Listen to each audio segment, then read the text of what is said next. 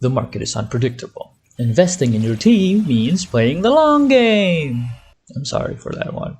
Horizontal versus vertical investment is one of the common talks in Honkai Star Rail. It's about how you should go about pulling for characters along with their dupes and or signature icon. In this video, I'm gonna explain what they mean, the pros and cons, and my recommendation and reason. For context, my thoughts are based on playing the game as a casual low spender. I've only bought a few of the monthly passes, I don't buy battle pass, and I don't buy the direct jades, and I only pull for characters that I like, aside the usual pity building and I'ma pull just for fun shenanigans. Also, important disclaimer, I'm not telling you to spend real money in game. A wise man once said, don't spend money on this shit game. This yap is merely about spending in-game currencies that you already have. I am not a financial advisor. Now let's begin. What is horizontal investment? Horizontal investment means you're spending your jades across different units to widen your roster. Or simply put, you're just pulling for a single copy of various characters, and you forego their dupes and or signature. The pro is that you basically have more jades to pull on other characters, and this makes it so that you just ride whatever buffs the game has that makes the newer character feels better to use. You also don't have to worry about brute forcing, because the newer content will always cater to the newer units anyway. Not to mention, you get to play with different characters, so the game wouldn't feel stale. The cons is you're always playing tag with the meta, whether you like it or not, because we know damn well that the content won't always cater to the same units in the long run, and we've seen it happen again and again. Units like Sele, to Jingliu, to even Acheron. Eventually, the content just isn't good enough for them, and if you wanted to continue using them, you'd have to brute force.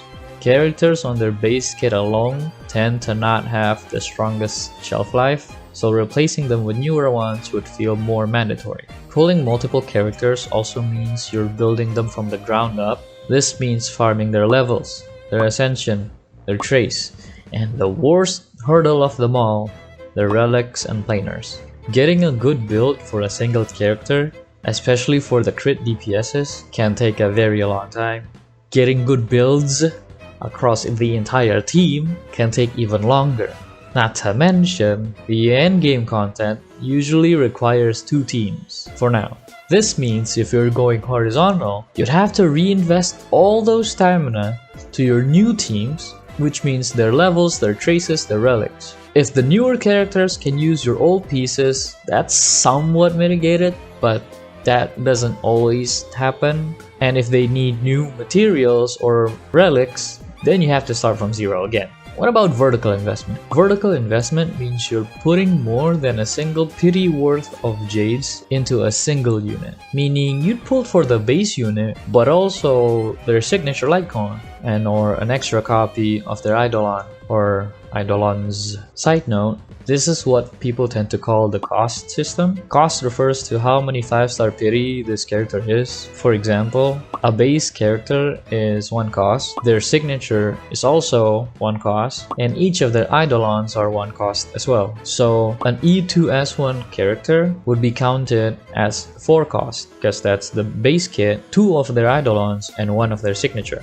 Simply put, vertical investment means you're increasing your unit's cost. The immediate downside of this idea is what I just described. You're spending more than the usual amount of jades that you'd need to get a single unit. An E2S1 of a single unit can translate to 4 different E0S0 units altogether, which is a whole entire team. Not to mention, despite each cost counting as a single 5-star pity, not all costs are the same. E0S0 Blade is far less valuable than E0S0 Facial, despite them being 1 cost. It's a confusing system, but it kinda gets the point across. That being said, the upside of vertical investment is that you significantly extend the shelf life of said unit. If you have an E2S1 Acheron with E1S1 Jiaoqiu, of course you're still gonna clear content no problem, even going into the long future. To this day, I still see people getting clears in various endgame modes using Sele, obviously a vertically invested team. Another upside to going vertical investment is that all the times you spend farming on traces, all those stamina down the drain for the perfect min-max relic pieces, you get to use them for even longer, which is why I personally would recommend free-to-plays and low spenders to consider vertical investment. Now, to quickly address a few things, everything that I said have been mentioning long-term gameplay. That's because in my opinion, that's all that matters. If you're gonna play this game just for short-term, then you don't have to worry about any of this. If you're just gonna like pull on the unit, get the unit, and leave the game, then you don't have to worry about long-term since you're not playing for the long game anyway, which is a perfectly fine thing to do. You should spend your time however you want as long as you're not bothering others. And I know there are free-to-plays or low spenders who think that vertical investment is some sort of a taboo thing to do, saying things like, if you have eidolons on your limited characters, then you're not free-to-play anymore. And to that I say, shut up. While it can be scary betting all your jades on a single unit or team, or even facing the FOMO of seeing other players pulling for other characters, I personally think it's worth it in the long run to go vertical. Now, spending that much jade on a single unit or a single team can be difficult with low jade income, so here's how I go about it. On their initial banner, you either get the base kit, maybe a Zig or Eidolon, or you wait and see. See how other people, maybe content creators, are saying about the units, then form your own opinion.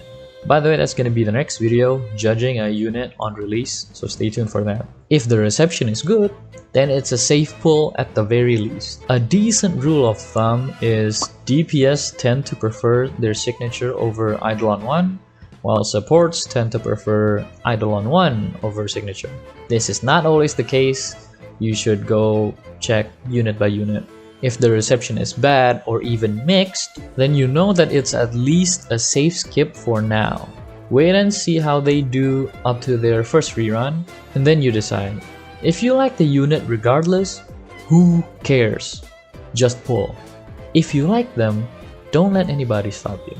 Now on their first rerun banner, this is your chance to decide if you want to pull this unit or not, or continue where you left off. If at this point, you decided that you still don't want the unit, then you drop them completely and don't consider them ever again. If you want to continue using them, then you can consider getting the final pieces of your vertical investment here, or start fresh. That being said, if you're starting fresh on a first rerun, then I would recommend already thinking about going vertical on their team, just to make sure they have a longer shelf life. Now on their second rerun, if at this point you're still pulling on the banner, it better be for vertical reasons. I cannot recommend starting fresh on a second rerun, because by that time there's probably a unit that does what they do but way better. That's about it. Once again, I'd like to remind everyone, I'm not telling you to spend money in this game. This is merely about spending in-game resources that you already have. While I advocate for vertical investment, I don't advocate for spending money in a gacha game. You should spend it to get Monster Hunter Wilds instead. Jokes aside, ultimately, what you do with your money is your own financial decision to make. I'm just a random guy on the internet who likes to yap about the games I play. And that is all. If you enjoyed the video, give it a like, comment down your thoughts. Feedbacks are greatly appreciated and I'll be reading through them. If you want to see more of me, consider hitting the subscribe button, it's free. I plan on doing more of these Yap videos in the future, even for other games. Now take a sip of water and have a good day.